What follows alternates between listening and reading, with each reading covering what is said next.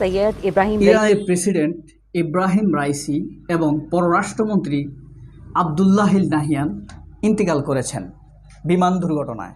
ইন্না লিল্লাহি ওয়া ইন্না ইলাইহি রাজিউন। আমরা তাদের জন্য দোয়া করছি, তাদের শহীদি মৃত্যুর জন্য কামনা করছি। আল্লাহ যেন তাদেরকে শহীদ হিসাবে কবুল করেন। অবশ্য রাষ্ট্রীয়ভাবেও ইরান তাদেরকে শহীদ হিসাবে ঘোষণা করেছে। আর তারা তো রাষ্ট্রীয় দায়িত্ব পালন করার জন্যই তাবরিজ অঞ্চলে গিয়েছিলেন। আমরা অবশ্য আজকে এই খবর দিতে আসিনি, খবরের খবর নিয়ে এসেছি। এ কারণে আপনাদের ভালো লাগবে যে ইরানের প্রেসিডেন্টের মৃত্যু নিয়ে সারা পৃথিবীতে কিন্তু একটি ঢেউ, শোকের ঢেউ পড়ে গিয়েছে। কিন্তু আমাদের দেশের পত্রিকাগুলো, ইউটিউব চ্যানেলগুলো, অনলাইন পোর্টালগুলো আমাদেরকে যেভাবে বিভ্রান্ত করেছে, সংবাদের কাজ হলো আমাদেরকে সঠিক সংবাদ দেওয়া, কিন্তু আমাদেরকে পরিষ্কার করা। তারা তা না করে আমাদেরকে বিভ্রান্ত করছে তাদের ভিউ বাড়ানোর জন্য। প্রিয় বন্ধুরা, আমরা আজকে কথা বলবো মৃত্যুটা কিভাবে হয়েছে, আর আমাদের দেশের পত্রিকাগুলো, মিডিয়াগুলো আমাদেরকে কি সংবাদ দিচ্ছে, কোনটি উস্কানিমূলক আর কোনটি সত্যিকারের সংবাদ আমরা কিভাবে বুঝব, এবং কোনটি তাদের শুধুমাত্র ভিউ বাড়ানোর জন্য সে জিনিস, আর আসল ঘটনাটা কি, আর সাংবাদিকরা এখন আসলে কি জানে। আসুন দেখি। ডেইলি স্টার নিউজ করেছে, দেখুন, দুর্ঘটনা নয় না নাশকতা। ডেইলি স্টার কীভাবে জানলো? ডেইলি স্টার কিন্তু একটি ভারতপন্থী পত্রিকা। ডেইলি স্টার ইরান এখন পর্যন্ত এই বিষয়ে কোনো সংবাদ দেয়নি। নিজে নিজে মন গড়া এই পয়েন্ট সেই পয়েন্ট এনে আপনি শুধুমাত্র সন্দেহের ভিত্তিতে যারা পাঠক, দর্শক সংবাদ দেখে তাদেরকে বিভ্রান্ত করছেন উস্কানিমূলক হেডিং দিয়ে। এটি কিন্তু নিন্দনীয়, লজ্জাজনক। আচ্ছা দেখুন, কালবেলা নিউজ করছে হত্যা নাকি ষড়যন্ত্র, নাশকতা। কালবেলা নাশকতা হবে কিভাবে এটি? তবে একটি যে সন্দেহের বিষয় রয়েছে সেটি আপনাদেরকে শেয়ার করব। সেটি একজন সাংবাদিক বলেছেন, তিনি একজন গুণী সাংবাদিক। মিডিয়াতে সবাই তো আর নেগেটিভ না, পজিটিভ মানুষও আছে, অনেক গুণী মানুষ আছেন, সেটিও বলবো আপনাদেরকে। এই কালবেলা এইভাবে আমাদেরকে বিভ্রান্ত করলো। রাইসির মৃত্যু কোন পর্যন্ত গড়াবে, কোন দিকে গড়াবে ইরানের রাজনীতি, এটা বলেছে চ্যানেল 24।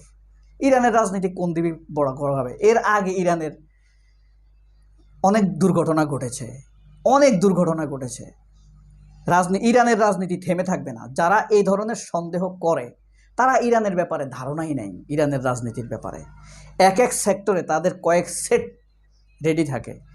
4টা মন্ত্রী পরিষদ ইরানের রেডি থাকে, তাদের কোনো ধারণাই নেই। যাই হোক, এরপরে দেখেন ইন্ডিপেন্ডেন্ট টিভি যে হেলিকপ্টারটা যুক্তরাষ্ট্রের, এটা সবাই জানে। যুক্তরাষ্ট্রের হেলিকপ্টারগুলো ইন্টারনাল যোগাযোগের জন্য ইরান ব্যবহার করে। এটি যুক্তরাষ্ট্রের কাছ থেকে ইরান কিনে আনেনি। এটি বিপ্লবের আগে 1979 সালে যখন বিপ্লব প্রস্তুতি হয়, তার আগে শাহ সরকার ইরানের কাছ থেকে কিনেছিলেন। অর্থাৎ আমেরিকান পন্থী সরকার, ইসলাম বিরোধী সরকার আমেরিকার কাছ থেকে কিনেছিল তখনকার হেলিকপ্টার।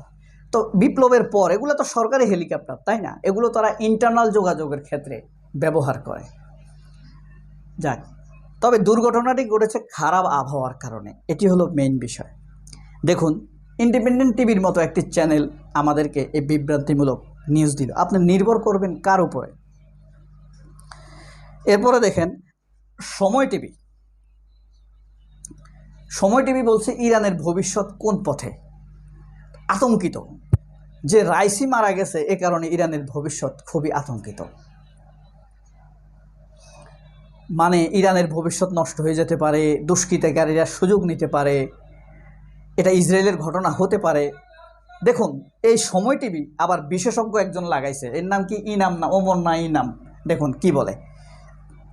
ওমর ইনান সরাসরি যাচ্ছে তার কাছে। ইনান, আপনাকে স্বাগত। ধন্যবাদ। ইরানের প্রেসিডেন্ট ইব্রাহিম রাইসির মৃত্যুর সবশেষ কি তথ্য আছে আপনার কাছে? পরিকল্পিত হত্যাকাণ্ড। ইরানের সীমান্তবর্তী আজারবাইজানের গভর্নর যিনি ছিলেন তিনিও এই নিহতদের তালিকায় রয়েছে বলে আমরা জানতে পেরেছি। এবং এর পরপরই মূলত প্রশ্ন ওঠে যে এটি কি তিনি বিশেষজ্ঞ সেজে বসেছেন, ইরান বিষয়ক বিশেষজ্ঞ। মানে কি আপনি কি তাকে রেসপেক্ট করবেন নাকি স্টুপিড বলবেন নাকি বলবেন? ইরান এখন খুব আতঙ্কের মধ্যে আছে। ইরানের ভবিষ্যৎ কোন দিকে, উনি খুব চিন্তিত, টেনশনে আছে। তার ধারণাই নাই ইরানের বিপ্লবের পর পুরো মন্ত্রী পরিষদের এক সেট বেহেশতি মোনফারেদ, ওই মন্ত্রী পরিষদের প্রধান ছিলেন বেহেশতি মোনফারেদ, হ্যাঁ, এক সেট মেরে ফেলেছে বোমা হামলা করে। এই সাংবাদিক কি জানে? এক সেট মন্ত্রী মেরে ফেলেছে বিপ্লবের পর। প্রথম মন্ত্রী পরিষদ, পরের মন্ত্রী পরিষদের প্রেসিডেন্টকে মেরে ফেলেছে, এরপরে প্রধানমন্ত্রীকে মেরে ফেলেছে। বুঝতে পারেন কত ভয়ঙ্কর ঘটনা? সেই পরিস্থিতিতে ইরানের একটি পশমও নাড়তে পারেনি। ইরানের প্রেসিডেন্টকে, তখনকার আমেরিকার প্রেসিডেন্টের নামটা আমি ভুলে গেছি, তৎকালীন সময়ে বলেছিল যে এই পথ থেকে সরে আসো, নয়তো তোমাদের আন্তর্জাতিক সাহায্য বন্ধ করে দেব, খাবার বন্ধ করে দেব। তখন আয়াতুল্লাহ রুহুল্লাহ খোমেনি বলেছিলেন যে আমরা তো রোজা রাখা জাতি, 1 মাস না খেয়ে থাকি, রোজা রাখার না খেয়ে থাকার প্র্যাকটিস করি, তুমি আমাদেরকে কি খাবার বন্ধ করে দেবে? এই ডায়লগ দিয়েছিলেন। আর এই সাংবাদিক বলতেছে যে ইরান কোন পথে। ইরানের কিছুই হবে না, তবে রাইসির মৃত্যু ইরানের রাজনৈতিক ক্ষেত্রে একটি শেম, লজ্জাজনক। তাদের প্রেসিডেন্টকে তারা রক্ষা করতে পারেনি। তবে প্রেসিডেন্ট কি আমেরিকার মরেনি? জন এফ কেনেডি মারা গেছে না বিমান দুর্ঘটনায়? গেছে না? তারপরে পাকিস্তানের জিয়াউল হক বিমান দুর্ঘটনায় মারা গেছে না? এরকম আরও অনেক আছেন। ভারতের সেনাপ্রধান মারা গেছে না? গত এই যে কয়দিন আগে ভারতের সেনাপ্রধান মারা গেছে গাছের সাথে ধাক্কা লেগে। আর এরা আসছে ইরান কোন পথে এটা বের করার জন্য। এদের নিউজ দেখলে আপনি মানে সঠিক কিছু পাবেন না। কিন্তু একটি সঠিক সংবাদ দিয়েছে ইনকিলাব। তারা বলেছে দেখুন, কারণ জানা গেল দুর্ঘটনার, সুন্দর মতো বলেছে। কিন্তু আরেকটি নিউজ বলেছে হেলিকপ্টার নাকি পুড়ে ছাই হয়ে গিয়েছে, অথচ হেলিকপ্টার দেখুন দেখা যাচ্ছে, দেখছেন রেড কিসেটের ক্যামেরায় কিন্তু হেলিকপ্টার দেখা যাচ্ছে, কিন্তু তারা বলছে পুড়ে ছাই হয়ে গিয়েছে। যে আমাদেরকে উস্কানি দেওয়ার, টেনশন তৈরি করার খুব মারাত্মক একটা চেষ্টা তাদের মধ্যে। এবার আসি যে সেই গুণী সাংবাদিকের কথা। কেরামতুল্লাহ বিপ্লব একটি প্রশ্ন তুলেছেন, সেটি হলো এইভাবে: দুর্যোগপূর্ণ আবহাওয়ায় ওই বহরে থাকা অন্য 2টি হেলিকপ্টার নিরাপদে পৌঁছেছে গন্তব্যে, কেন তাদের সাথে কিংবা অন্য সবার সাথে রাইসিকে বহনকারী হেলিকপ্টারের যোগাযোগ বিচ্ছিন্ন হয়েছিল তাও রহস্যময়। পশ্চিমা বিশ্ব ও ইসরায়েলের ঘনিষ্ঠ মিত্র আজারবাইজানের সাথে ইরানের শক্ত বিরোধ চলছিল দীর্ঘদিন ধরে। কথিত দুর্ঘটনা কবলিত আমেরিকার তৈরি হেলিকপ্টারটি ছিল প্রায় 50 বছর আগের। আর দুর্ঘটনার পর ইরানের অনেক আগেই রাইসির মৃত্যু নিশ্চিত করেন ইসরায়েলের প্রেসিডেন্ট বেনিয়ামিন নেতানিয়াহু। তাহলে কি আজারবাইজান, ইসরায়েল কিংবা পশ্চিমা দেশগুলো আগেই এ ঘটনা জানত?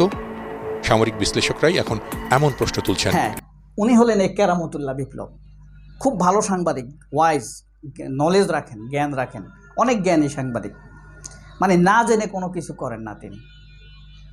হ্যাঁ, এদের মতো না, আন্দাজে মানে ফটকা জনপ্রিয়তা নেবে না, মিথ্যা কথা বলে। কেরামতুল্লাহ বিপ্লব দারুণ একজন রিপোর্টার, বাংলাদেশের অন্যতম সেরা একজন রিপোর্টার। আরও আছেন যেমন আলাউদ্দিন আরিফ, অসাধারণ রিপোর্টার। এই যে ইরান বিষয়ক বিশেষজ্ঞ সিরাজুল ইসলাম ভাই, অসাধারণ রিপোর্টার। যাই হোক, কেরামতুল্লাহ বিপ্লব দারুণ সংবাদদাতা। তিনি আমাদেরকে যে প্রশ্নটি তুলেছেন যে একটিকে রেখে দ্বিতীয় 2টি কেন এগিয়ে গেল, কেন যোগাযোগ করলো না? তারা তো গার্ডের জন্যই ছিল, প্রেসিডেন্টের নিরাপত্তার জন্যই ছিল। এই প্রশ্নটির অনুসন্ধান করতে পারে সবাই, কিন্তু উদ্ভট মন গড়া মানুষকে চেষ্টা করে ইচ্ছা করে উস্কানি দেওয়া কোনোভাবে মঙ্গলজনক নয়। সবাই অনেক ভালো থাকবেন। আল্লাহ হাফেজ, আসসালামু আলাইকুম।